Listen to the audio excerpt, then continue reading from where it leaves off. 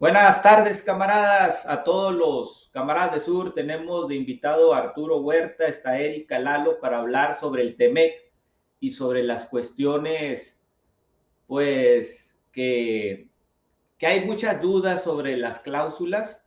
Fíjense que ahora vamos a hacer diferente porque aquí hemos tenido a Gilberto López y Rivas, es también así antropólogo y todo, y a veces yo también hablo mucho porque me apasiona pues esto de la chinga política y los temas, pero el invitado pues debe de hablar y para que hablen todos, ¿no? Entonces, Arturo Huerta es licenciado de Economía en la Universidad Autónoma de Nuevo León, ha recibido la mención honorífica de doctor en Economía en la UNAM, tiene libros y todo, y ha hablado del TEMEC, porque haz de cuenta que aquí hay un esquema. Bueno, se dijo que se iba a contar con un nuevo esquema que se necesitaba para incluir datos, ¿no? Se establecieron que personas iban a complementar certificados de exportador, productor, importador, todas esas cuestiones de que al principio nos llamaron, ¿no? Va López Obrador, el TEMEC, llevó a los empresarios, a los capitalistas, Patricia Armendáriz, la del Fobapro, ahí estuvo quién, yo vi a la gente de Daniel Chávez Morán, que es un ecocida, o sea, los capitalistas fueron a firmar uno de libre comercio para las empresas de ellos, pero falta un verdadero tratado de los pueblos, de los frentes revolucionarios, no con los capitalistas saqueadores para modificar cositas, ¿no? Se actualizaron reglas de origen, que iba a haber un 40% del valor de un automóvil de pasajeros, que debe estar hecho con materiales, mano de obra, producidas, realizadas por los trabajadores en una planta donde se habló del salario, que se iba a aumentar a $16, que más o menos vienen siendo 300, vamos a ponerle 320 pesos. Entonces, eso sigue siendo una miseria, que con 320 pesos, ¿qué? No saben cuánto está la leche, cuánto está el gas, cuánto está la vivienda. Slim está ganando casi 2 billones, más que la deuda del Fobaproa. Es lo que está ganando ahorita con la 4T. Vean el máximo récord histórico. ¿Y cuánto estás ganando tú como trabajador? 320 pesos es una basura lo que te están pagando. Te van a explotar más. Hay plusvalía a lo cabrón de parte de los mercados multinacionales. Entonces, todo esto del tratado que vienen, incluso también se impide a firmas chinas. Acuérdense que Donald Trump dijo, al parecer, no quieren que se haga mercado con los chinos, entonces es Canadá y los gringos. Canadá tiene muchas mineras saqueadoras. Entonces, todo esto del tratado es el arancel.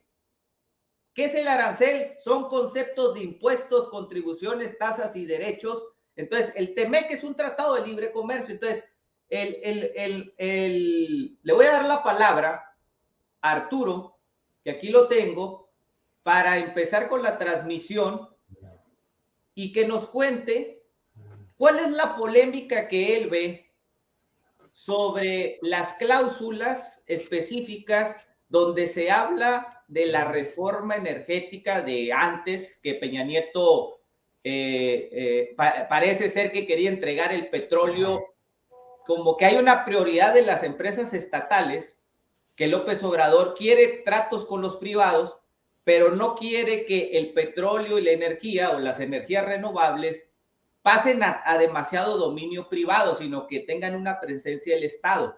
Entonces, a veces ese es el debate que está ahorita, ¿no?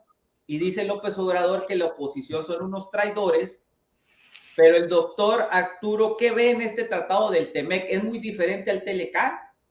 ¿O lo ve muy parecido con pequeños matices? Le dejo la palabra a Arturo Huerta y hacemos una retroalimentación de lo que él nos pueda explicar a los jóvenes que apenas están aprendiendo sobre qué es un tratado de libre comercio, ¿no? ¿A qué bases hay? ¿Qué regulaciones?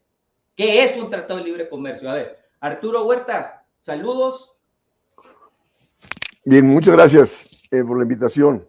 Bueno, primero quiero hacer un antecedente, que la economía mexicana a partir de 1947, después de la Segunda Guerra Mundial, instrumentó las políticas de permisos previos de importación, es decir, se prohibía la importación de aquellos productos que eran producidos internamente, ellos en la perspectiva de impulsar la producción nacional y la generación de empleo. Y lógico, eso permitió un gran desarrollo industrial en el país, en los 40, 50, 60, 70, ¿no?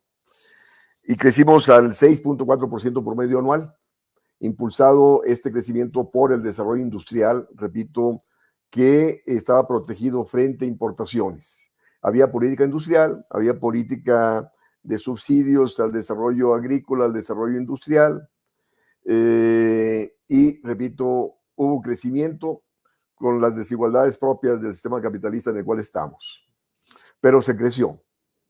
Ahora, a partir de la crisis del 82, donde caímos en problemas de insolvencia e incapacidad de pago de la deuda externa, la banca internacional pasó a imponer sus condiciones.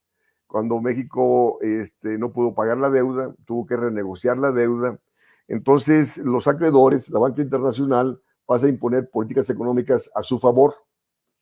Obliga al gobierno a trabajar con la llamada austeridad fiscal, en el sentido de que no gaste más allá de lo que recauda, excluyendo el pago del servicio de la deuda. Todo esto dirigido a disminuir el tamaño y participación del Estado en la actividad económica.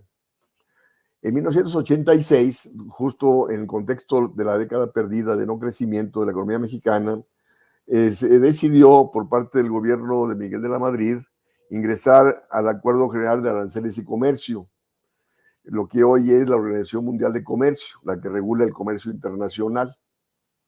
Y ahí se dejó de lado la política proteccionista y se procedió a la apertura comercial, a permitir la libre movilidad de mercancías.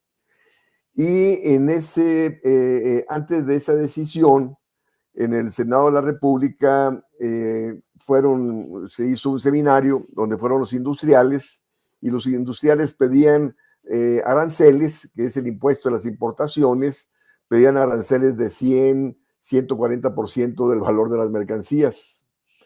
Pero resulta que el gobierno decidió ingresar a este Acuerdo General de Aranceles y Comercio, a esta apertura comercial, con un arancel promedio de 32%, siendo que los industriales estaban pidiendo 3, 4 veces más que eso.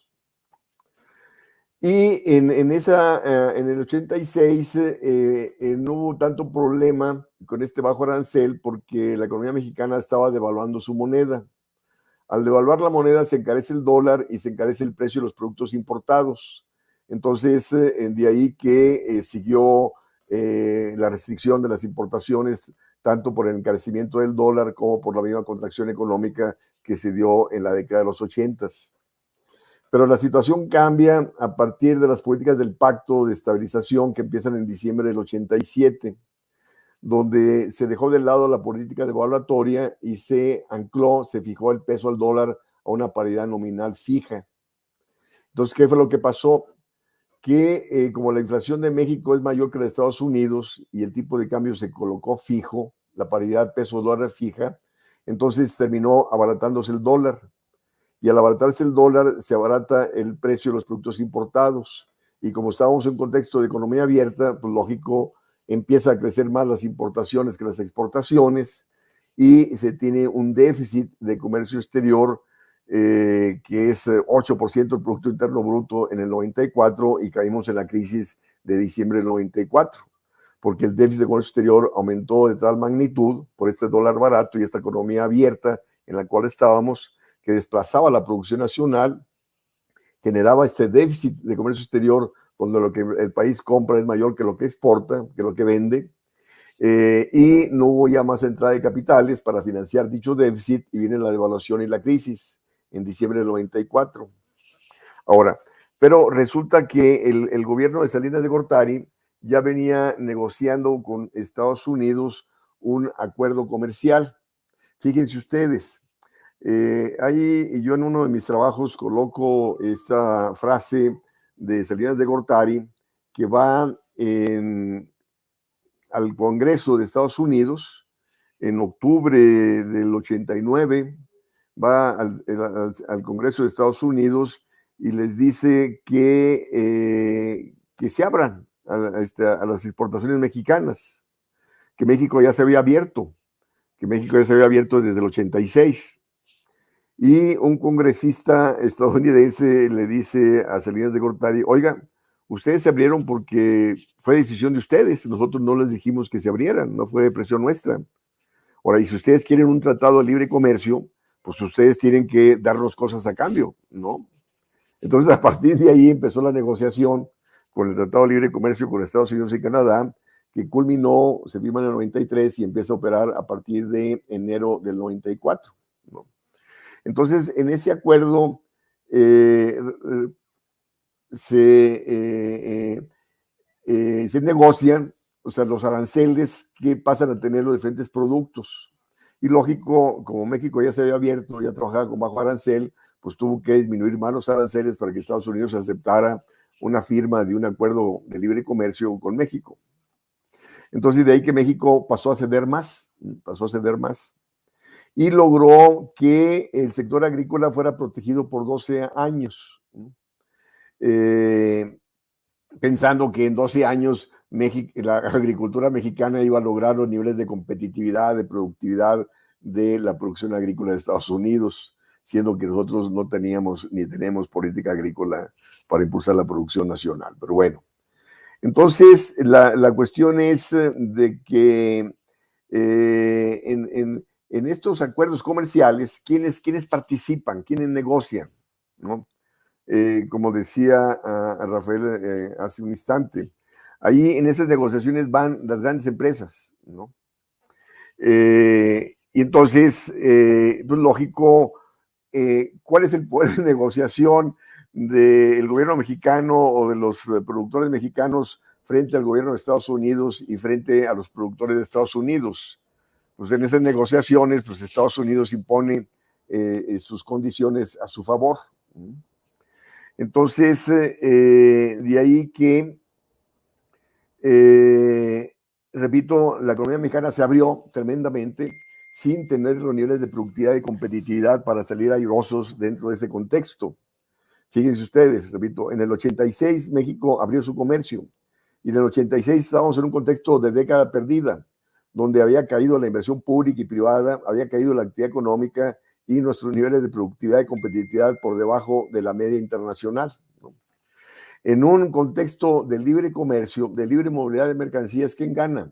Pues ganan las empresas que tienen una productividad por arriba de la media internacional y pierden las empresas y países que tienen una productividad por debajo de la media internacional, que es justo lo que nos ha acontecido a nosotros. Entonces, el Tratado de Libre Comercio empieza a operar a partir del 1 de enero del 94, y hay que tomar en cuenta que en 1990 también el gobierno mexicano decide permitir la libre movilidad de capitales, porque antes se regulaban los movimientos de capitales. Entonces, a partir del 90 se permite que venga la inversión extranjera, tanto a invertir en la Bolsa Mexicana de Valores como a comprar deuda pública. Y esta libre movilidad de capitales exige que la moneda del país donde ellos pasan a invertir sea estable, ¿no? ¿Por qué? Porque si ellos ven que la moneda se puede devaluar, pues lógico, no invierten o se van y al irse devalúan la moneda. Entonces, no por nada, México instrumentó las políticas del pacto desde diciembre del 87. Esas políticas del pacto estaban dirigidas a bajar la inflación a través de ¿qué? De estabilizar el tipo de cambio, de colocarlo fijo, justo para mandar señales de confianza y estabilidad y rentabilidad al capital financiero para que viniera al país, ¿no? Porque la economía mexicana requiere de entrada de capitales para financiar el déficit de comercio exterior que te genera este contexto de libre mercado, de libre movilidad de mercancías, porque nosotros no somos competitivos, ¿no? Entonces, de ahí que han venido predominando políticas de alta tasa de interés en nuestro país y políticas de austeridad fiscal, donde el gobierno restringe el gasto público, circunscribe el gasto público en torno a sus ingresos tributarios, justo para evitar presiones de demanda sobre precios y evitar mayor presiones negativas sobre el sector externo, que ese mayor gasto se traduzca en importaciones y esas importaciones lleven a déficit de comercio exterior que puedan desestabilizar el tipo de cambio. Y todas estas políticas que vienen predominando de apertura comercial, de libre movilidad de mercancías, de libre movilidad de capitales, de alta tasa de interés, de austeridad fiscal y estabilidad del tipo de cambio, todas esas políticas actúan en favor de ¿quién? De las empresas transnacionales. Y actúan en favor de ¿quién? Del capital financiero internacional, que viene aprovechando las altas tasas de interés, ¿sí? Y gana, repito, porque al salir el dólar va a estar más barato que cuando entró, ¿no? Entonces, así como el presidente de la República dice que tenemos un peso fuerte, lo mismo decía Fox, lo mismo decía Felipe Calderón, de que México estaba bien porque tenía un peso fuerte. Pero resulta que ese peso fuerte nos ha salido muy caro, porque se logra vía entrada de capitales. Y para promover entrada de capitales, los gobiernos anteriores promovían la privatización y extranjerización de la economía para que viniera la inversión, a invertir en Pemex, en la CFE, en infraestructura, y también a través de la alta tasa de interés para que venga ese capital financiero y así aumentar la entrada de dólares para abaratar el dólar y fortalecer el peso. Pero todo eso actúa en favor, repito, del sector financiero, ¿no? Y nos lleva también a mayor endeudamiento externo. Entonces, vemos cómo estas políticas que vienen desde las últimas décadas hasta la fecha actúan a favor de lo financiero, la banca gana lo que quiere, ¿no? Las empresas transnacionales son las que ganan con las exportaciones, porque ¿qué es lo que ha venido pasando? Como en este Tratado de Libre Comercio se disminuyen los aranceles, entonces vienen inversionistas estadounidenses y de otras partes a México a aprovechar la baratura de mano de obra y a aprovechar que somos el mercado, o sea, somos vecinos del mercado más grande del mundo, entonces se establecen aquí, aprovechan la baratura de mano de obra y ahorran costos de transporte con las exportaciones de traslado de mercancías y México exporta a Estados Unidos más de lo que importa, es decir, tenemos un superávit. Pero ¿qué es lo que pasa? Que esas empresas extranjeras exportadoras traen sus insumos de China, de Asia, porque son más baratos que los insumos que vende Estados Unidos. Entonces, en términos generales, México tiene un déficit, es decir, importa más allá de lo que exporta, pero derivado sobre todo de las importaciones que vienen de Asia, de China, de Europa, y repito, y a Estados Unidos le vendemos más de lo que le compramos. ¿Justo por qué? Porque Oye, las empresas... doctor, sí. Arturo, mira, hay un tema polémico, ahorita que explicaste todo, pues te dejé que explicaras así, por decir, el Telecán, se habla mucho de que se exportó México hortalizas, frutas, verduras al mercado, se pensaba que iban a crear como un modelo como Unión Europea, de hecho AMLO lo ha dicho, pero la Unión Europea, por decir, si ves España con el Tratado de Maastricht, firmado en 1992, y hay un informe Petras, que es el que era un profesor amigo de Julio Anguita, decía, generación van a ser peores que los padres, las nuevas generaciones no tienen futuro, es decir, se privatiza todo, el gobierno español no podía ni pedirle dinero al Banco de España, y empieza con las tasas de intereses a estar robando porque le prestaba la iniciativa privada, le cobraba el 1% y luego los privados le prestaban al gobierno, pero le cobraban 7%. Entonces, lo podemos ver en muchos tratados. Está el Tratado de Bucareli en México con Álvaro Obregón, que se impone para que no se desarrolle tecnología en nuestro país. Álvaro Obregón lo somete a que no se aplique la Constitución del 17, Dioquis, los revolucionarios, hasta Francisco Mujica estuvo ahí diciendo de que pues querían recuperar el petróleo, pero los presidentes se arrodillaban a la política imperial y el saqueo, pues de todo, ¿no? De todo, o sea, seguía de cuenta el porfiriato, hasta con Lázaro Cárdenas ya se empieza a cambiar eso. Entonces, por decir el Telecán, una de las desventajas de ese libre comercio fue empresas mexicanas que quebraron y les compraron todas las multinacionales, importación, eso que estás hablando, y dependencia del mercado gringo, que todavía nos siguen sometiendo. Se perdió la soberanía alimentaria y creció la importación de grano. Desde 1994 o antes de que se empezaron las negociaciones y se empieza a implementar el Tratado de Libre Comercio, aumenta la pobreza a niveles que ya el 70% de la población está carente de todo. Hoy hay una crisis de agua en Nuevo León, Sonora y acá en Baja California. Aquí ya está tronando, la gente se está quedando sin agua. Y hay una crisis del agua, de este capitalismo. Entonces, es decir, los resultados son contundentes.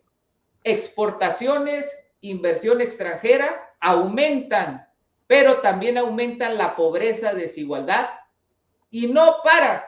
O sea, no garantiza la inversión extranjera los empleos necesarios, que se elimine la pobreza, hablan de mejorar los salarios con este TEMEC, que era una de las deudas, pero sigue siendo un saqueo. Entonces, por decir, está bien la crítica, ¿no? Está bien la crítica a este tratado, que sigue siendo libre comercio mercantil, pero ¿qué se propone? Por decir, yo propongo algo, ¿no? No sé, Arturo, ¿qué puede proponer? Por decir, si ustedes ven algo diferente que fue el ALBA, que era diferente al ALCA, que era área de libre comercio de las Américas para saquear, privatizar, endeudar, devaluar, narcoviolencia, todo unido, todo, haz de cuenta, en el mercado.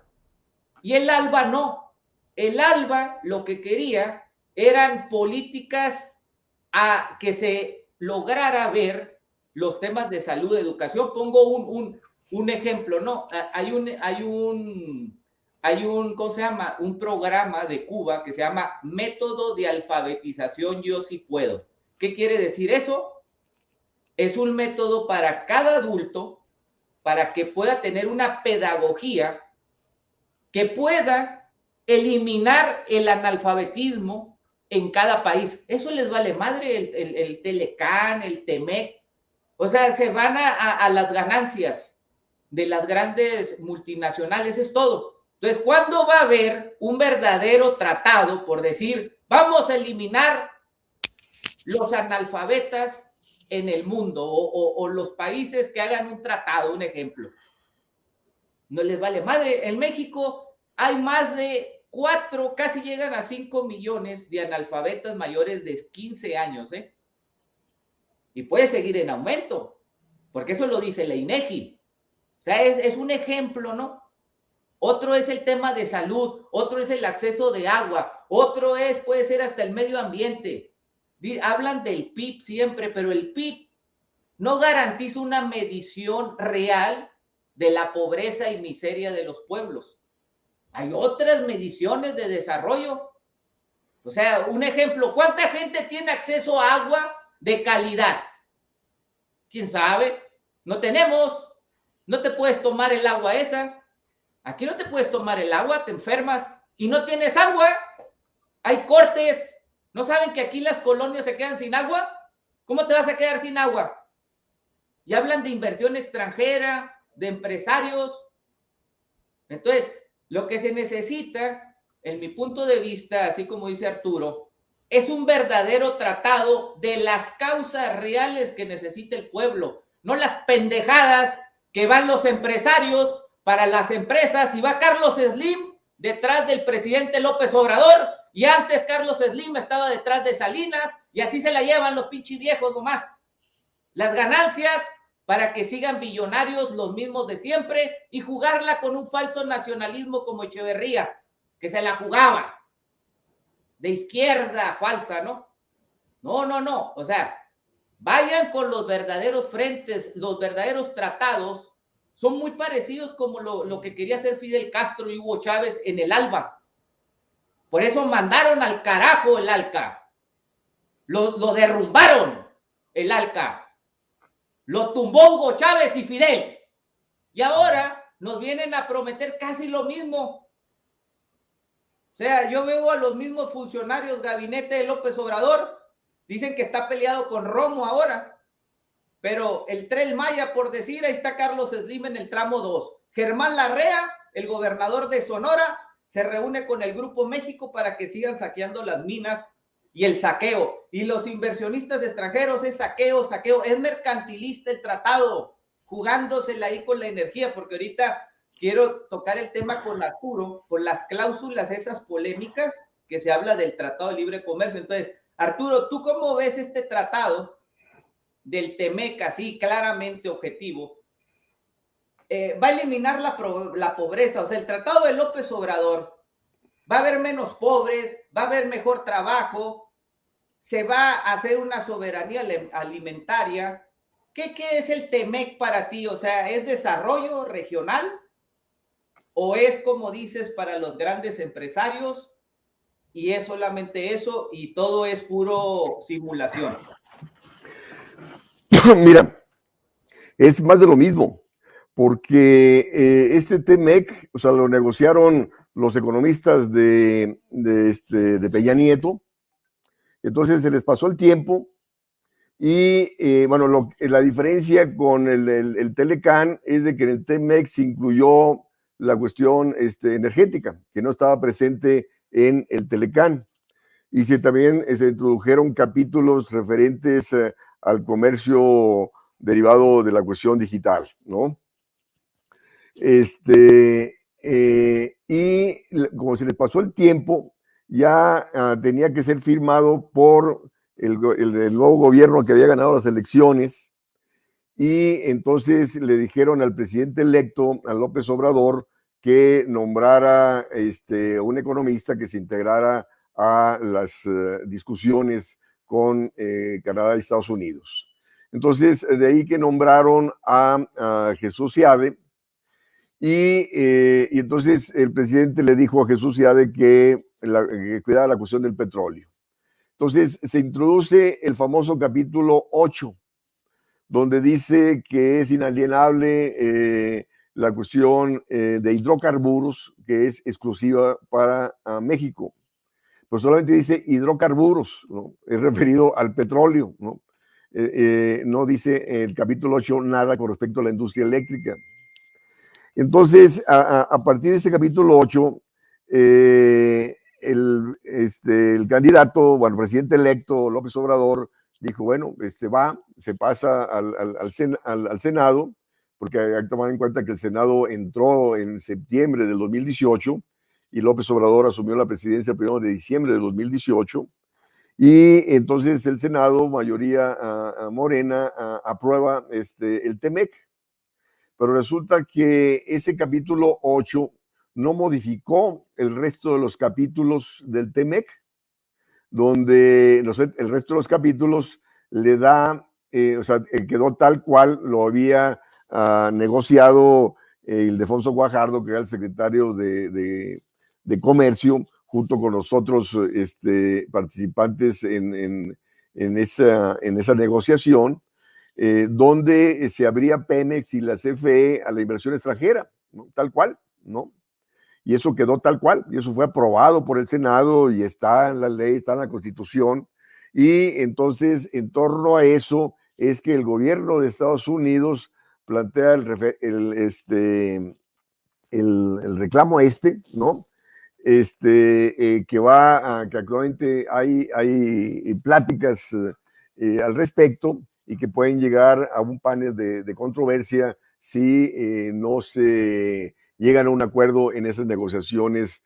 Primero van a ser de 30 días y después de 45, y si no llegan a acuerdos, entonces van al panel de controversias.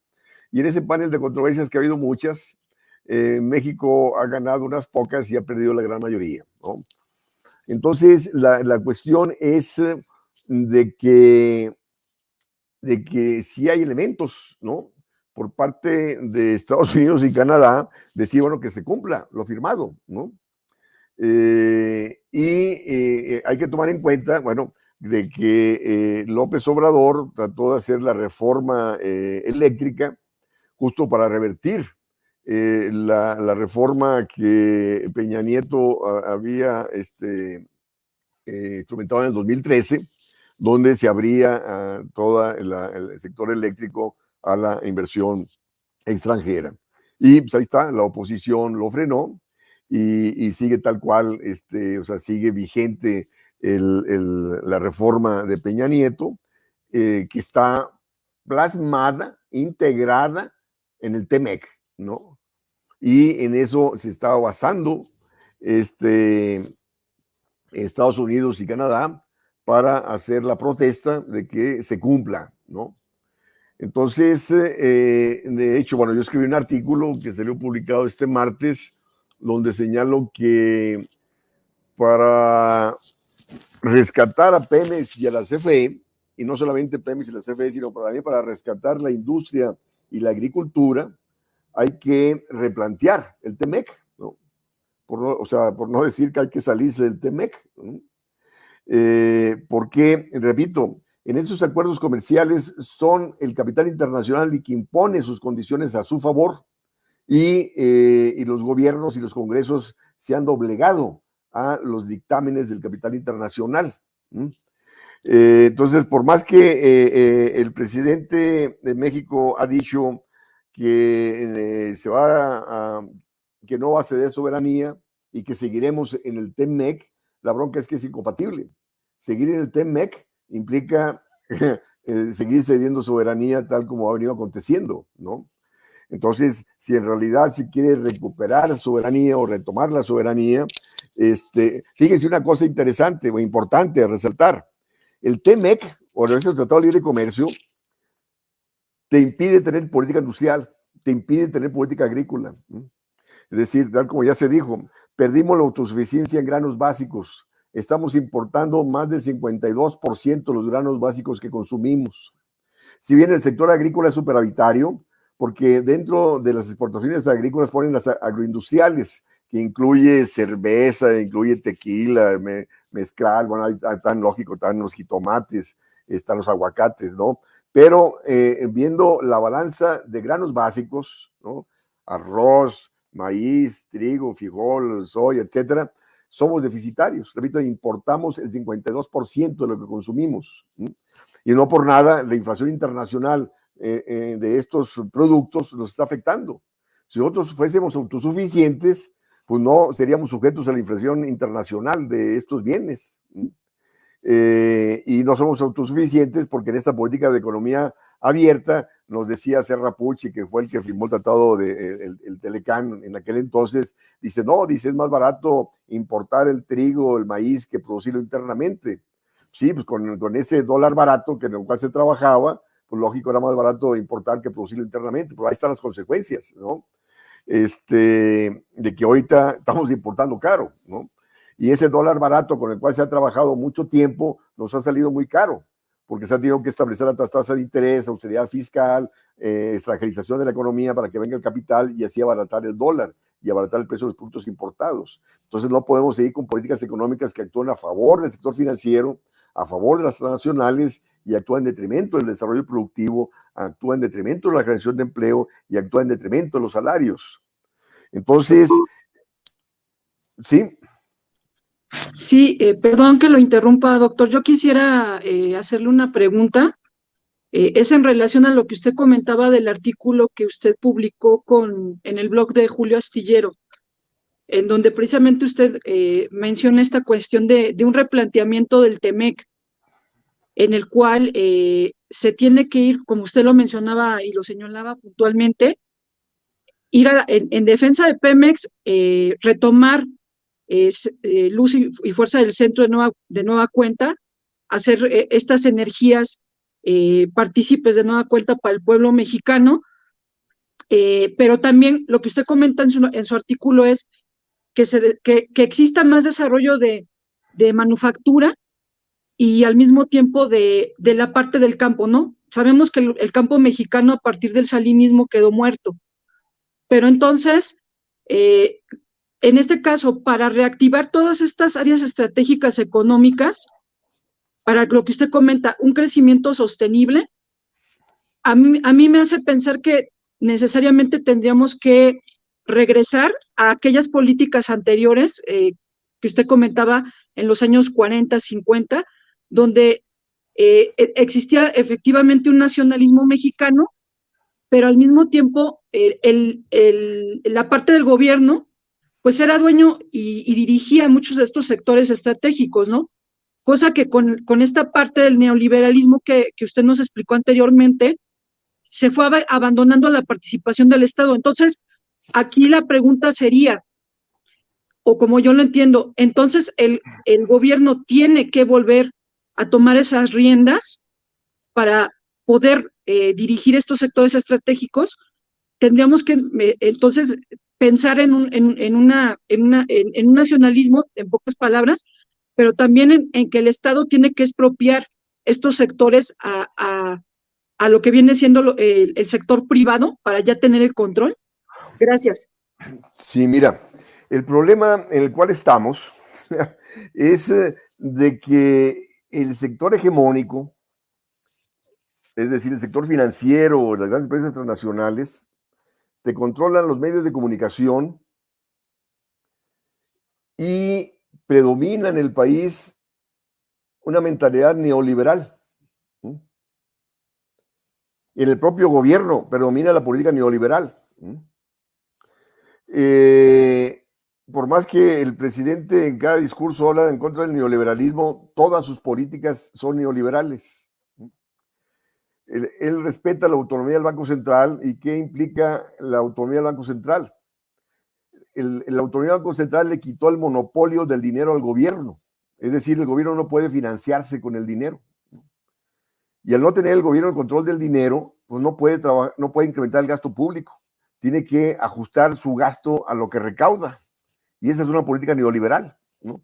De ahí que ha venido trabajando con austeridad fiscal.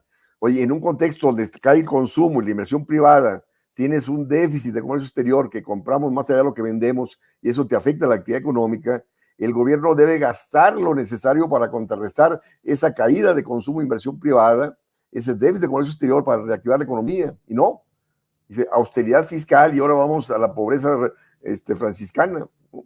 Que es no saber economía. O sea, esto viene a restringir más la actividad económica. O sea, ahí está el gobierno. Actualmente la Secretaría de Economía está negociando un acuerdo comercial con Inglaterra y otro con Corea del Sur. Siguen con políticas de libre comercio, sin hacer un balance de que estas políticas nos han llevado a tener menos industria. La industria manufacturera en 1981 era el 23% de la actividad económica. Actualmente es el 17% de la actividad económica. Repito, perdimos la autosuficiencia alimentaria. El 60% de la población económicamente activa está en la economía informal. Tiene bajos salarios, no tiene prestaciones laborales. Entonces, la actividad económica hoy en día, el segundo trimestre del 2022, es equivalente al Producto Interno Bruto del primer trimestre del 2017, ¿no? Tenemos un retroceso de 5 años y siguen las políticas neoliberales. Ahora, la cuestión es, sí, yo siempre he sido crítico del modelo neoliberal, pero ¿dónde está la fuerza política para revertir esto, ¿no? O sea, en la crisis de 2008-2009 se hablaba que el 99% era excluido, ¿no? ¿Ese 99% se manifestó en las calles? Pues no, ¿no?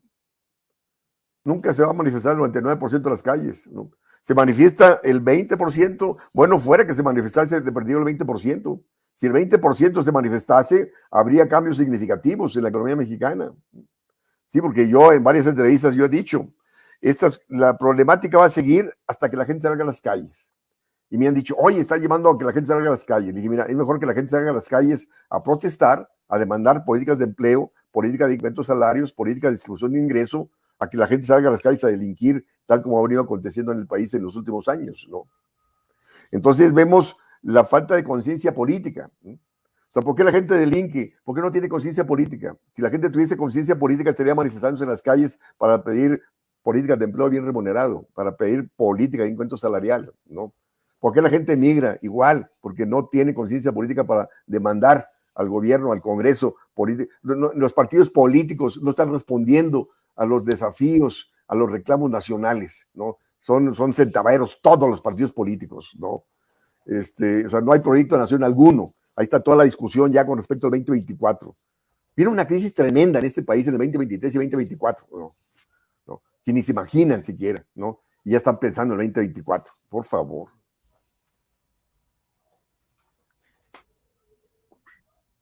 ¿Sí? ¿Cómo está? Buenas tardes, doctor. Buenas tardes, Lalo. Sí, fíjese que yo también he sido de las personas que dice que López Obrador lo que llegó fue a desarticular a la izquierda. O sea, ¿a qué me refiero? Antes la izquierda tenía poder de movilización.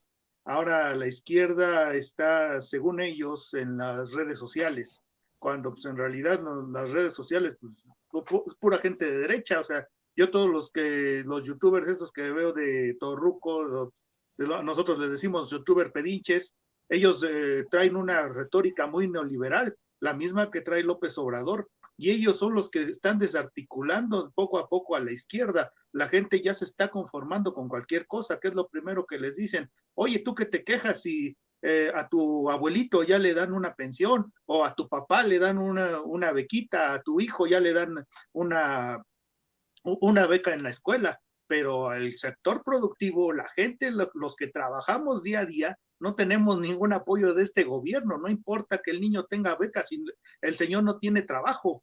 El Tratado de Libre Comercio afecta directamente. ¿Por qué? Porque el rico, o sea, nosotros debemos de tener la conciencia de que el rico no hace tratados para beneficiar a la gente, hace tratados para beneficiarse a ellos mismos.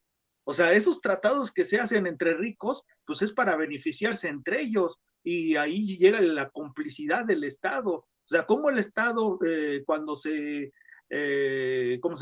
origina el Estado se origina precisamente para defender al pobre del rico, pero aquí tenemos un Estado que defiende al rico del pobre. Entonces, este gobierno lo que ha estado haciendo perversamente es desarticular a la izquierda. Por eso dice, es que no los veo salir a las calles. Es que ya todos están viendo nada más al youtuber diciéndole qué es lo que tienen que hacer y cómo se tienen que conformar con los programas sociales que está dando López Obrador, cuando esos programas sociales también vienen dentro del TEMEC. O sea, de alguna manera el subirle el sueldo a la gente, en vez de ayudarle, lo que hace es fregarlos más. O sea, no estoy hablando yo de la explotación neoliberal, o sea, de que hay que bajarle el sueldo a todos, no. Hay que poner un salario justo para la gente, un salario medio donde todos ganemos precisamente que nos garantice nuestra supervivencia. Pero ahorita el Estado no está garantizando la supervivencia de los pobladores. Entonces, para mí este Estado ya no sirve, es un Estado fallido. Entonces, está haciendo tratados de libre comercio con estados fallidos. No puede existir eso. Claro que ellos no lo dicen. Ellos dicen, no, incluso hasta se hicieron tratados con Peña Nieto, que Estados Unidos consideraba que Peña Nieto era el presidente más corrupto de todo el país, de todo el mundo. Imagínense, o sea, ¿cómo no podemos esperar que este gobierno vaya a cambiar algo si trae a los mismos neoliberales de Peña Nieto, pero ahora ya les pusieron rostro humano, o ya les pusieron, ¿cómo le dicen? ¿Cómo le dice López Obrador ahora a los empresarios? Dimensión social. Dice que ya tiene dimensión social, pero son exactamente los mismos. ¿Cómo van a tener? Como con Peña Nieto no tenían dimensión social y eran unos ladrones, y ahora con López Obrador ya tienen dimensión social y ya se le quitó los ladrones, como si de una gripa se tratara. Bueno, esa es mi intervención. Oye, Lalo, espérate, ahorita que estás hablando de eso, y Arturo, pero hay un problema que está, haz de cuenta, por decir, ¿no? Un ejemplo, ¿no? Tatiana Cloutier, ¿es de izquierda o es de la Coparmex? Porque la familia de los Cloutier son de la Coparmex, o sea, son vendidos, el maquillo, por más que lo inflen, y por más, a lo mejor el papá tenía un poco más de carácter, es todo así, pero sigue siendo iniciativa privada. O sea, el problema aquí es que, por decir, yo me la voy a jugar de izquierda, ¿no?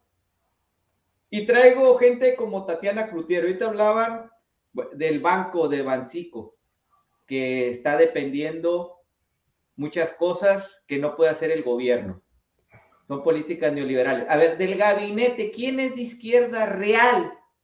¿Rogelio Ramírez de la O?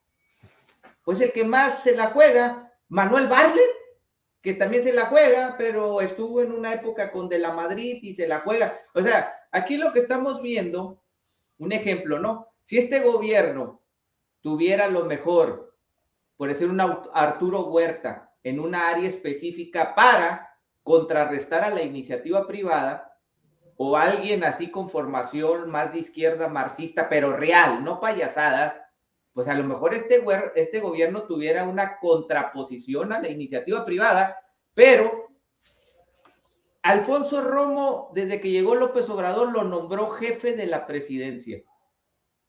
¿Y cómo va a cambiar el neoliberalismo con eso? El Fobaproa no se ha tocado. Hizo una consulta contra los expresidentes, cuando antes los expresidentes hacían decretos sin pasar por el Congreso. ¿Cómo se nacionalizó la industria eléctrica? Por un decreto. ¿Cómo se expropió el petróleo? Con un decreto. Si el López Obrador hubiera querido derogar verdaderamente la reforma eléctrica, hace un decreto.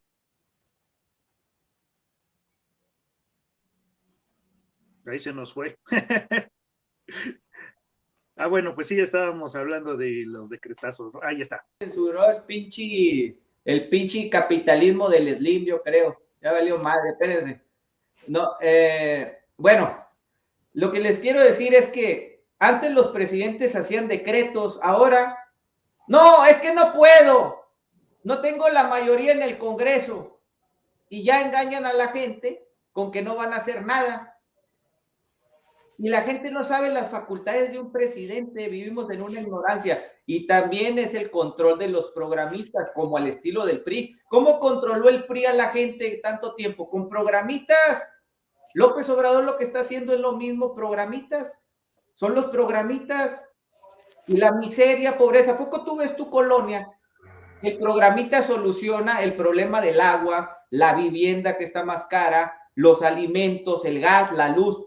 Ni modo que estés aburguesado, yo sé cuánto pago de luz, está llegando elevadísimo.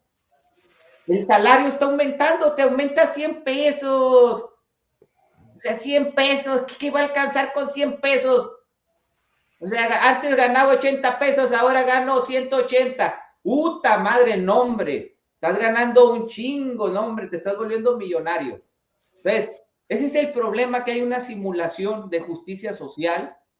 Y nosotros sí vivimos de la explotación. A nosotros no somos aburguesados, el capitalismo nos está chingando, y en nuestro entorno, nuestra colonia popular no está aburguesada. Nosotros sí no podemos salir a la calle ahora.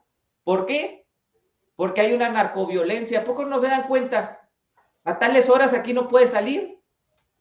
O sea, no, que López Obrador y la Guardia Nacional. Pues sí, pero la Guardia Nacional le hace a loco. O sea, los chapitos, los Mayos Zambada, que es el verdadero cártel que está operando, controlando las plazas. O sea, eso es el capitalismo. Hay un capitalismo legal, que es el mafioso de Slim, ganando billones con la 4T. Pero hay un capitalismo ilegal que quieren señalar con un dedo como si fueran los verdaderos narcos. No.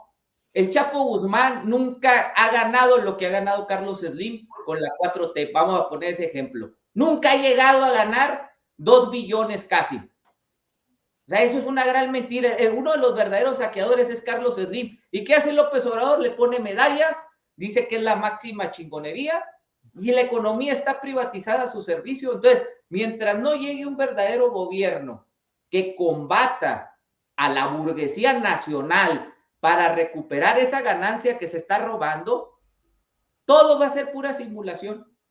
Para nosotros va a ser pura simulación. No sé si esto quiere Arturo profundizar, porque ahorita habló de las cláusulas, ¿no? Del Tratado de Libre Comercio, que la polémica es la energía, ¿no?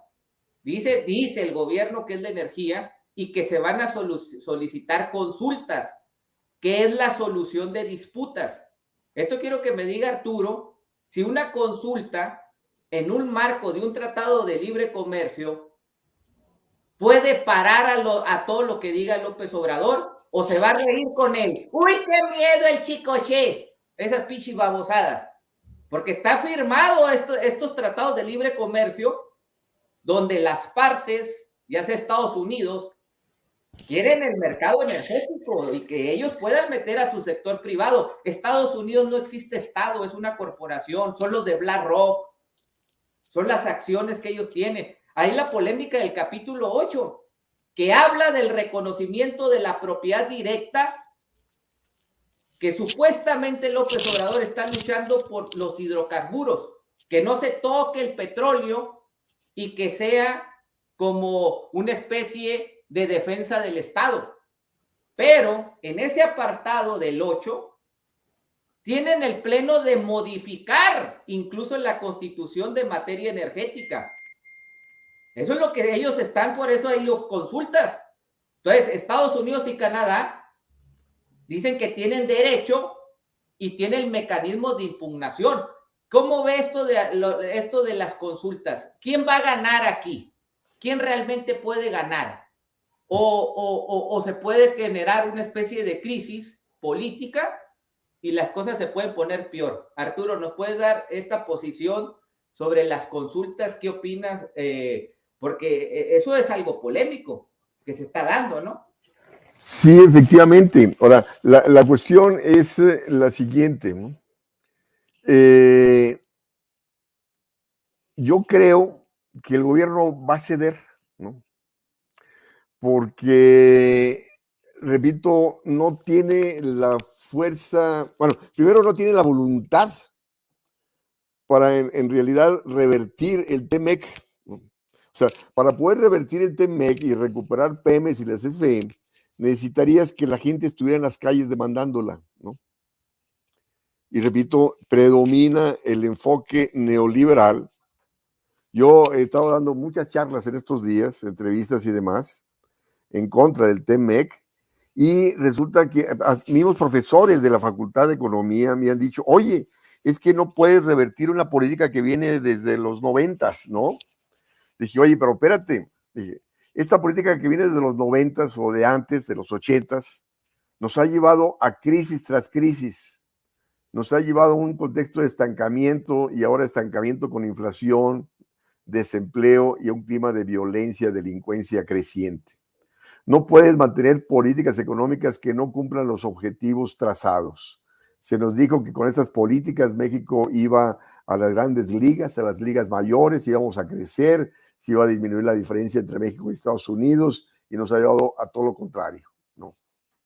Entonces, pero el problema, o sea, es de que esos excluidos, grandes excluidos, repito, no están en las calles, ¿no?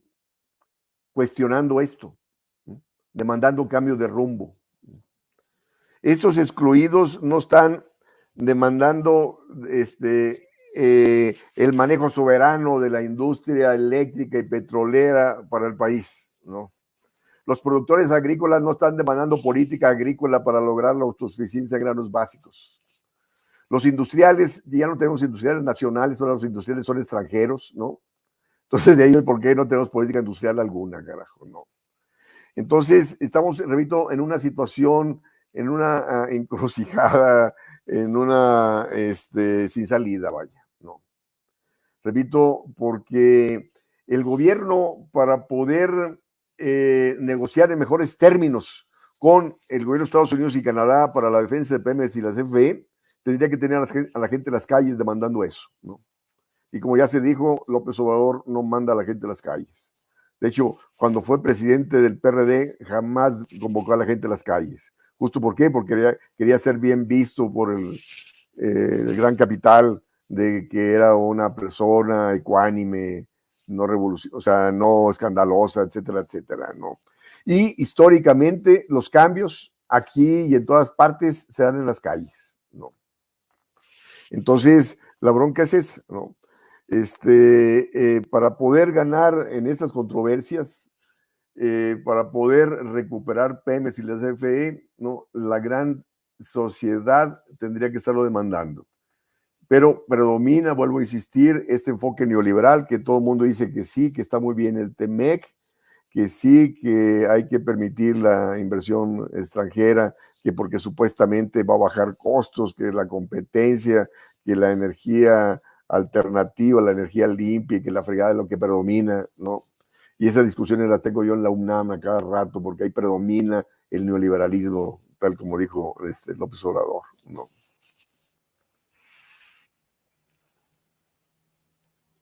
Sí, Lalo.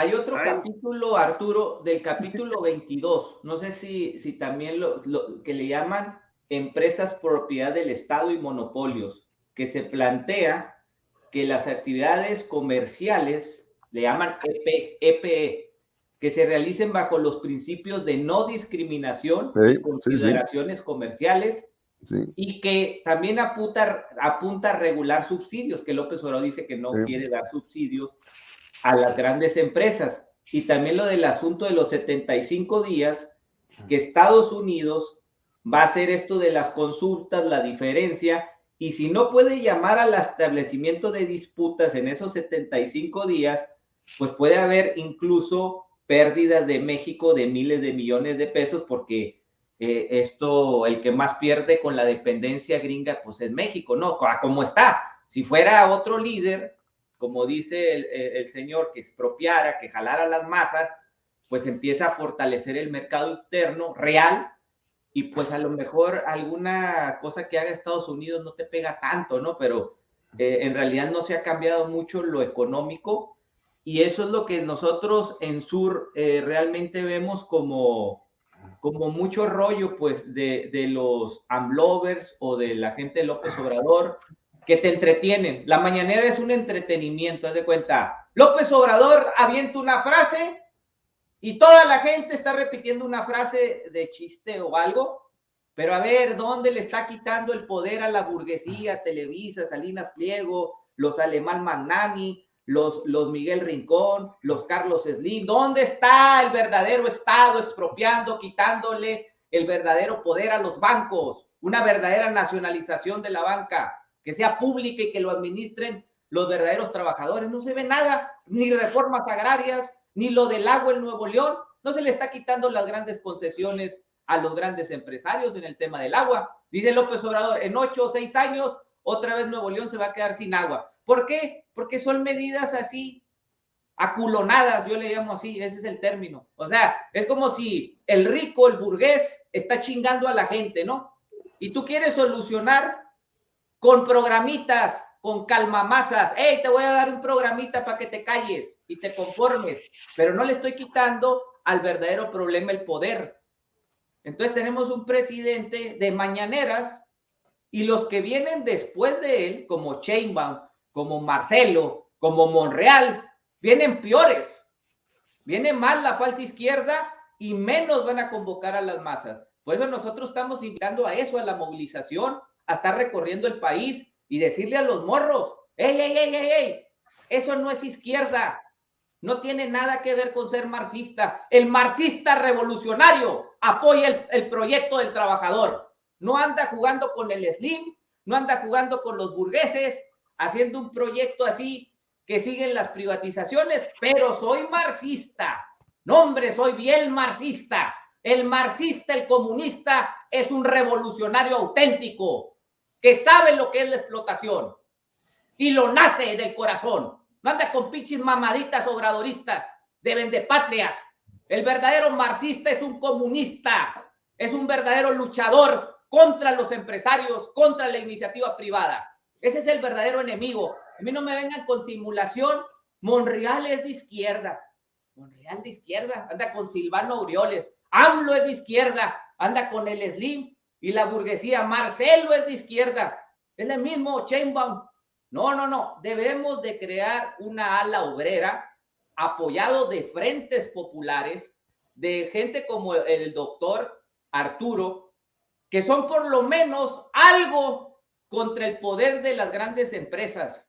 Porque si no hacemos eso, entonces vamos a caer otra vez en el juego político y en la falsa izquierda, engañar a los jóvenes con soluciones socialdemócratas. Es decir, voy a hablar del Che Guevara, voy a hablar de Fidel, voy a jugármela en internet, pero cuando te dan el poder, no haces nada haces.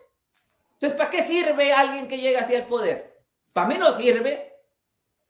Si ya tienes el poder revolucionario, hazlo. Lo tienes que hacer, no desmovilices a la gente. Cuando hubo la huelga de Telmex, ¿qué hubiera hecho un presidente revolucionario?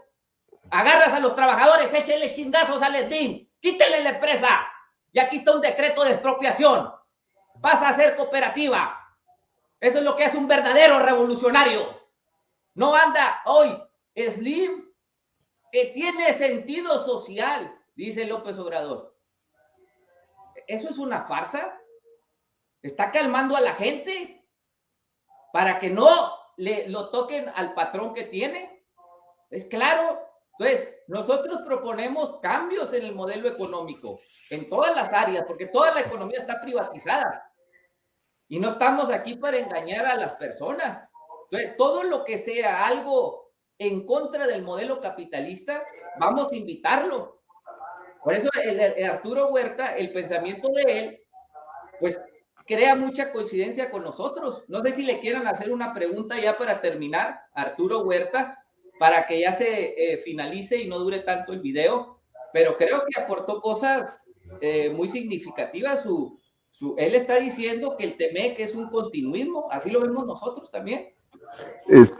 ¿Puedo decir algo con respecto al capítulo que acabas de mencionar del TEMEC, con respecto a las empresas públicas? Sí, sí. Resulta que efectivamente ahí dice, no deben ser subsidiadas por el gobierno. Es decir, ¿qué implica eso? Que te prohíben tener política industrial para la salvaguarda de los sectores estratégicos para la nación.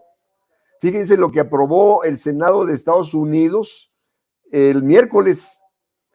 El Senado de Estados Unidos aprobó un presupuesto de $280 millones de política industrial para apoyar la industria y avanzar en ser autosuficientes en semiconductores y desarrollo tecnológico, etcétera, etcétera, etcétera, ¿no? Subsidio a las empresas para desarrollar tecnología y demás, ¿no? Es decir, ellos sí pueden hacer lo que quieren, carajo. Ellos sí tienen política industrial, ¿no? Y te meten ahí en las cláusulas del TEMEC que México no puede tener política de subsidio, no puede tener política industrial, que no va a dejarlo toda la libre competencia. En la libre competencia ellos ganan, carajo. Nosotros hemos sido perdedores. Y por eso la reforma que presentó López Obrador era justo para frenar la competencia, porque ha venido desplazando a la CFE dentro de la propia industria eléctrica, ¿no?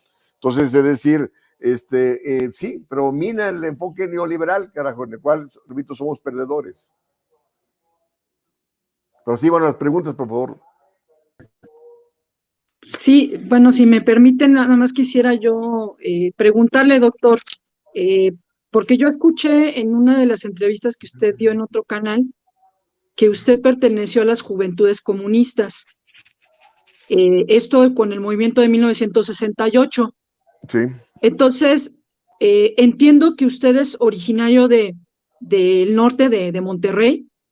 No sé cómo fue su inicio en ese tipo de participaciones, considerando que, bueno, al menos yo tengo esa idea, que la gente de ese estado, pues es más de tipo empresarial, tiene una visión más individualista, y cómo usted, ¿qué fue lo que lo llevó, ¿no? A entrar en ese tipo de movimientos. A mí sí me queda la duda y sí me gustaría que por favor nos explicara cómo inicia usted en este tipo de movimientos sociales de corte comunista en Monterrey. Gracias. Bueno, ahí brevemente. La Facultad de Economía, donde yo estudié, había un curso que se llamaba Civilización Contemporánea. Eran 6 libros por semestre, eran 4 semestres. En ese curso vimos 24 libros que eran resúmenes de las principales obras desde la Ilíada y la Odisea, desde la época ya de los griegos, y terminamos con Bertrand Russell, ¿Por qué no creo en Dios? O sea, las lecturas de mediados del siglo XX. Entonces, ese curso era un debate permanente. Veíamos, discutimos todo el periodo de la Edad Media, donde Lutero cuestionaba la iglesia y todo. Entonces, ahí a través de ese curso dejamos muchos dejamos de ser católicos, y te va desarrollando la conciencia. Nos metimos al análisis de la Revolución Francesa y luego la Revolución Rusa, China, etcétera, etcétera. Entonces la gente pasó a adquirir una conciencia política, social tremenda, política. Y luego viene la Revolución del 68. Entonces, en la sociedad de alumnos de la Facultad de Economía, el presidente era Eduardo González, un destacado dirigente de la juventud del Partido Comunista, ya fallecido, desgraciadamente hace más de 30 años. De hecho, él fue de los principales dirigentes del Partido Comunista, o sea, cuando el Partido Comunista desapareció, allá en el 81, fines del 81. Y también otro compañero de la facultad era Raúl Ramos Zavala, que empezó el movimiento guerrillero que después culminó la 23 de septiembre.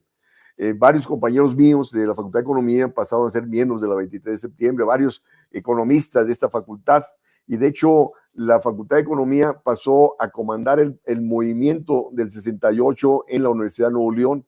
Nosotros logramos una huelga en la Universidad de Nuevo León, grandes manifestaciones en Monterrey, tomando en cuenta lo que tú acabas de señalar, cómo Monterrey es totalmente conservador. Nosotros movilizamos, repito, y no ha habido movilizaciones hasta la fecha tan grandes como las que nosotros hicimos en el 68, el 69 en Monterrey. De hecho, hace años me invitaron a un evento del Día del Maestro, el 15 de mayo, y llegó el rector allí a ese evento de la facultad. Yo fui como exalumno y el rector dijo: quiero decirles que en esta universidad no ha habido una huelga desde 1971, ¿no? Y yo dije, pues, ¿de qué universidad estás hablando? ¿No? Una universidad que no tenga una huelga desde el 71, carajo, no es para vanagloriarse, ¿no? Sino siempre decir tú, pues, qué pinche universidad, ¿no? Y de hecho, la Universidad de Nuevo León se ha privatizado, son las cuotas, es una universidad pública, pero las cuotas son estratosféricas, ¿no? Repito, pero sí, el 68 fue un parteaguas, ¿no?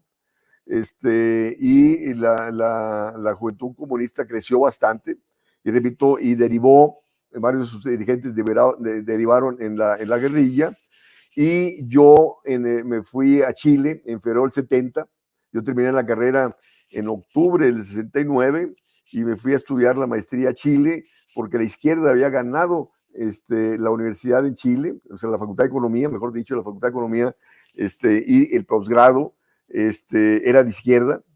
Allá pasé, en mi licenciatura no veíamos a Marx, solamente lo veíamos a través de un capítulo de la historia del pensamiento económico. En cambio, en la maestría allá en Chile, en maestría de economía, el primer semestre, primer tomo del Capital, segundo semestre, segundo tomo del Capital, tercer semestre, tercer tomo del Capital, ¿no? Y estaba toda la izquierda latinoamericana, o sea, no, yo llegué en febrero del 70, Allende gana las elecciones el 4 de septiembre del 70, y los profesores míos pasan a ser miembros del gabinete. Pedro Buscubi, que era el director del Instituto de Economía, del cual dependía la maestría, pasó a ser el ministro de Economía. Varios de mis profesores pasaron, uno de ellos ser subdirector del Banco Central, y ocupar grandes cargos, ¿no?, de dirección del proceso revolucionario en Chile, ¿no? Entonces, Chile me marcó. Yo viví 3 años y medio. Yo llegué en febrero del 70 y regresé el 1 de agosto del 73, un mes, 10 días antes del golpe, regresé a México, porque empecé a trabajar en la Universidad de Puebla a partir del 1 de agosto del 73, y el golpe fue el 11 de septiembre del 73. Entonces, así como me marcó el 68, pues me marcó el proceso chileno, ¿no? Y estuve hasta el Partido Comunista hasta que desapareció, fines del 81. De hecho, yo fui a la escuela de cuadros del PECUS, el Partido Comunista ruso. Yo fui en el 81 a la escuela de cuadros, y estando allá fue cuando desapareció el Partido Comunista y pasó a ser PSUM. Y entonces hubo una asamblea justo donde yo tenía que justificar por qué habíamos dejado de ser comunistas para ser el Partido Socialista Unificado de México, y todas las críticas. Los únicos que nos apoyaron fueron los comunistas italianos, ¿no? Pero los rusos nos criticaron, etcétera, etcétera, etcétera, etcétera, ¿no? Y yo era el que iba amando el comando del grupo de 6 que habíamos ido a esos cursos, ¿no? Pues muchas gracias, doctor. Fíjese que yo lo que le quería comentar es que con estas políticas como son el TEMEC, López Obrador nos muestra pues su cara que tiene, ¿no? Su cara de capitalista, de neoliberal, con las políticas de las mañaneras y de tener a toda la prensa compactada en un solo frente de derecha, pues nos muestra que es de derecha. O sea, no hay nada que nos diga que López Obrador es una persona de izquierda. Incluso cuando toma la presidencia López Obrador, dice que ya no va a haber más movilizaciones en México, porque ya no son necesarias, según él. Entonces, yo lo que veo es que López Obrador realmente viene como a desarticular a la izquierda, si es que había una cierta izquierda articulada, ¿no? Viene a desarticular a la izquierda y la viene a como, pues, no sé si hay otro término, pero no sé cómo se diga, pero para mí viene a pendejar a la izquierda, a hacer los pendejos. ¿Por qué? Porque trae las políticas, ¿no? Y dice, no, esto es de izquierda, y estas son mis políticas, y esto va a hacer que el país vuelva a ser del primer mundo, cuando en realidad estamos viendo que todo lo contrario, ¿no? Más pobreza, más desigualdad. Estamos viendo que pues cada día los ricos son más ricos y los pobres son más pobres, lo que a mí se me hace totalmente neoliberal. Y entonces aquí la pregunta, ¿no? Si usted coincide con nosotros que pensamos que realmente López Obrador viene a desarticular a la izquierda y que no es un presidente de izquierda como tanto lo quieren vender los mismos obradoristas, ¿no? Esa sería mi pregunta para usted. Mira, él me conoce, él me conoce muy bien. Bueno, yo estaba en el PRD. En el 96 yo me voy en año sabático a Inglaterra y regreso, y yo era miembro del Centro de Estudios Económicos del PRD, ¿no? Pero cuando regreso, él ya estaba de presidente del PRD, y resulta que me excluye. Estaban haciendo la plataforma económica para la campaña del 97, donde Cárdenas ganó aquí jefe de gobierno del DF, y me excluye del centro de estudios por considerarme un economista radical. Y contrata a Carlos Ursúa y a Macario Schettino, que eran profesores del Colegio de México, los contrata para hacer la plataforma económica de la campaña del 97. Y un periodista conocido de Excelsior me dio 2 páginas del Excelsior donde critico yo punto por punto la propuesta que tenía el PRD para la campaña. Y supe que López Obrador se encabronó tremendamente porque como yo criticaba al PRD, ¿no? Y luego también en ese mismo 97 aparece un libro mío criticando al Fobaproa. Y en el último capítulo de ese libro critico la propuesta del PRI, PAN y PRD, que ninguno encaraba de raíz el problema, ¿no? Y también se enojó que porque yo criticaba al PRD, ¿no? Dije, puta, yo soy académico, yo no sigo con consignas políticas, carajo, ¿no? Y yo digo las cosas tal como las veo, ¿no? Entonces, y luego la última, en el 2004, era jefe de gobierno y saca un libro de eso del Proyecto Nación, y lo presenta en el Museo de la Ciudad de México, y estaba repleto. Estaba Jacobo Zarbudowski, primera fila, y estaba llenísimo, ¿no? Entonces viene la ronda de comentarios y preguntas. Y entonces yo levantaba la mano y nada, que me la daban, ¿no? Entonces me formé donde estaba la gente ahí hablando, y seguía yo, y suspendieron las preguntas, ¿no? Y yo, como buen norteño, ¿no? Yo grité a viva voz, ¿qué? Le dije, no hay lugar para comentarios críticos, pero sí a viva voz, ¿no? Y entonces López Obrador dijo, sí, tienen la palabra, ¿no? Y entonces yo dije, bueno, en la primera página de tu libro dices que el culpable de los problemas es el modelo neoliberal, pero a lo largo del libro tú defiendes la autonomía del Banco Central, defiendes los tratados de libre comercio y defiendes la austeridad fiscal. Dije, y esas son políticas neoliberales. Dije, ¿qué es lo que vas a hacer cuando llegues a ser presidente? Y me dice, no, dice, yo voy hasta donde la gente diga, ¿no? Las pinches así respuestas de, ¿no? Y resulta que al cabo de los años, yo soy muy amigo de Porfirio Muñoz Ledo, y en una ocasión me dijo Porfirio, porque Porfirio le dijo, oye, jala Arturo, a tu equipo. Y que López Obrador le había dicho, ¿cómo quieres que jale a alguien al equipo que me criticó en público? ¿No? O sea que es rencoroso el vato, ¿no? Sí. O sea, usted conoce a AMLO desde, desde hace mucho, ¿no? Sí, sí. Y ese problema es como personal, parece como...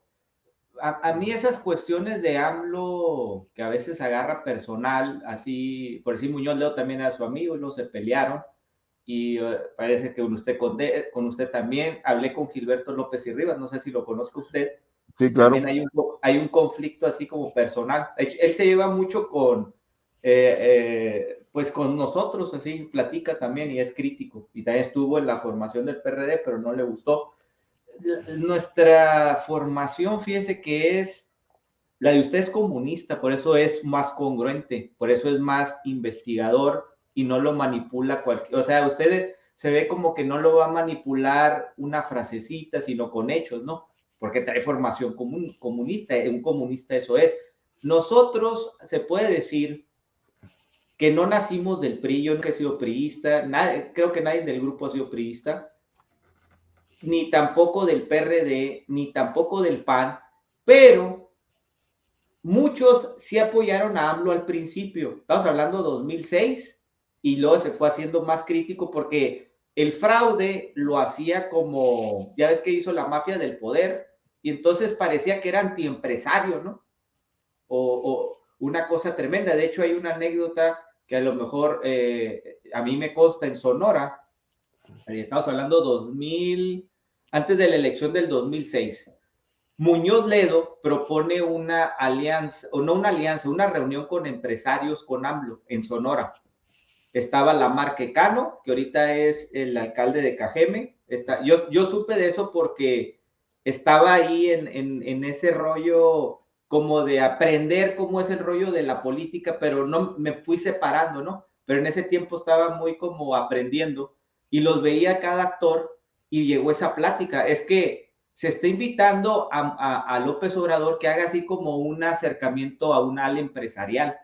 Y López Obrador ahí se negaba, porque decía que era vender los principios, y en el 2006 aparentemente la jugaba con que no se reunía con ciertos empresarios, y luego en el 2012 empezó a cambiar, ¿no? Es cuando empieza a entrar Romo, y ya para el 2018, haz de cuenta que ya era súper mega empresarial disfrazado de muchas cosas. Entonces, nosotros rápido también vimos que este señor estaba engañando a las personas, pero nosotros somos jóvenes, pues, y si somos comunistas, no seguimos por fe ciega a un líder que se está vendiendo para nosotros, ¿no? Entonces, usted lo vio desde antes, porque lo conocía.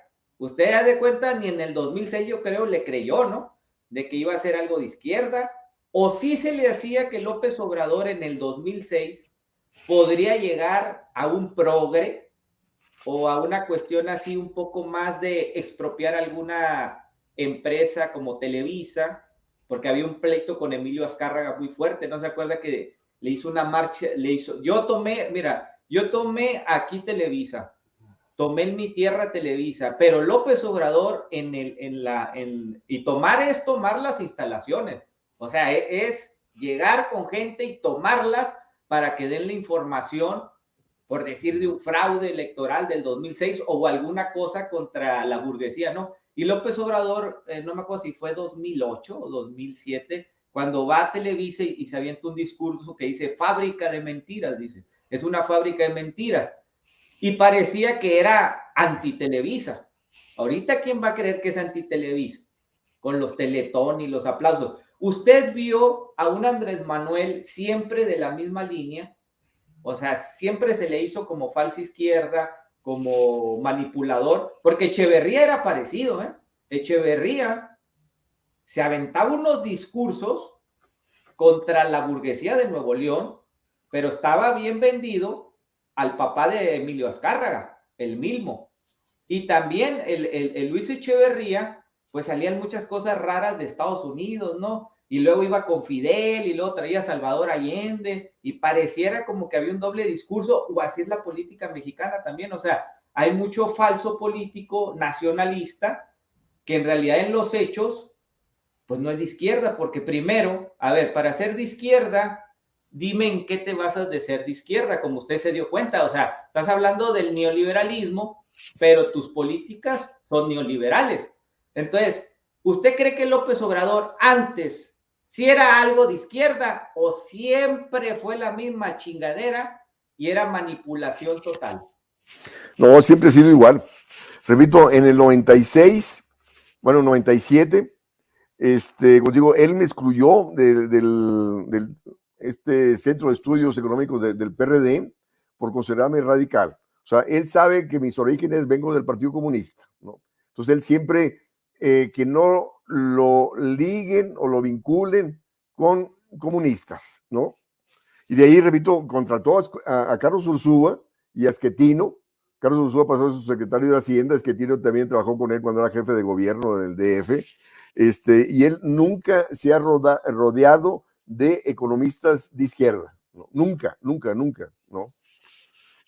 Los conoce y siempre los ha marginado, ¿no? Justo, ¿por qué? Porque quiere, no quiere ser mal visto por el gran capital, justo en la perspectiva de llegar a ser gobierno, ¿no? No, es un priista el vato, es un priista, nunca, o sea, oye, para mí Arturo, nunca ha sido de izquierda.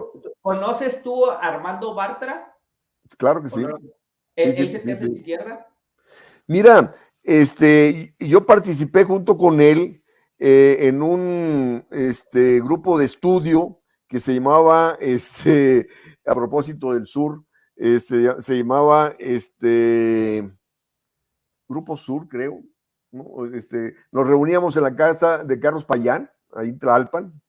Nos reuníamos él, Carlos Payán, estaba también Elvira Concheiro, que ahora es la tesorería del gobierno federal, estaba también este periodista argentino que ya murió, que escribía en La Jornada, que era muy bueno, y otro también que fue director no recuerdo su nombre. Éramos como unos 7 u 8, ¿no? Y ahí iba Armando, ¿no? Y pues sí, es un vato de izquierda, ¿no? Pero bueno, pues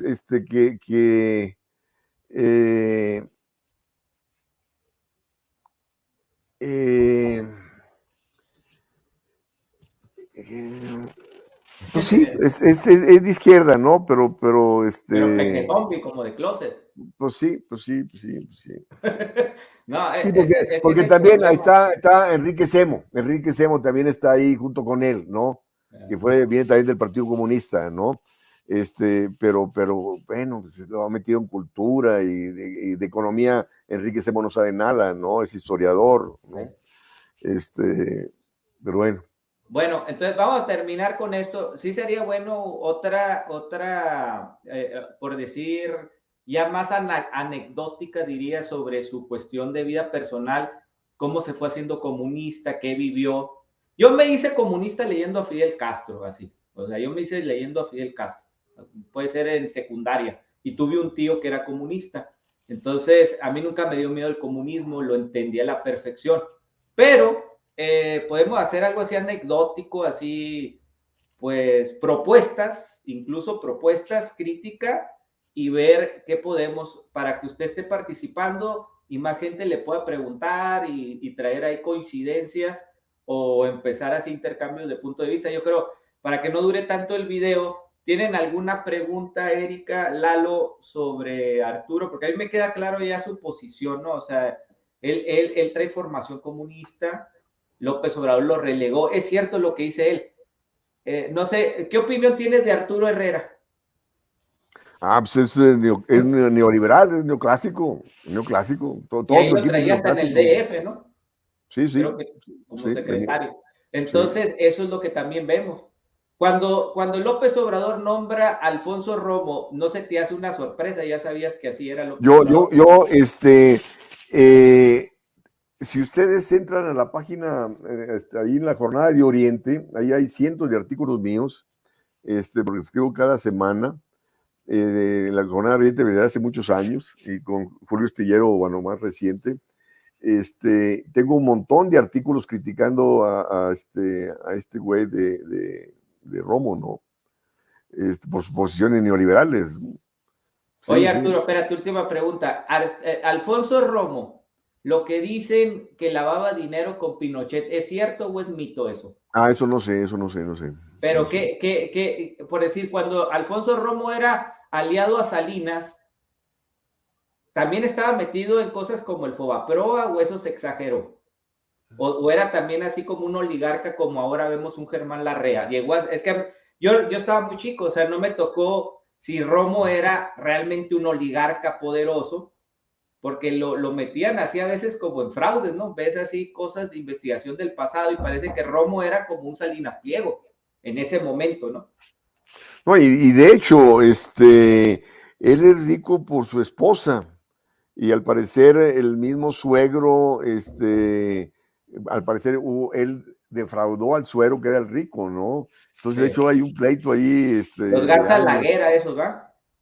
Son los los Garza Sada, Garza Laguera, eso, ¿no? Era Caldero, de apellido, bueno, no sé, pero algo así, o sea, sí, no tengo muy los claro. que están legados a la cervecería, Cuauhtémoc, todos esos linajes del grupo Alfa. Bueno, vamos a terminar esto y hay que darle marcha para que Arturo esté en otra transmisión.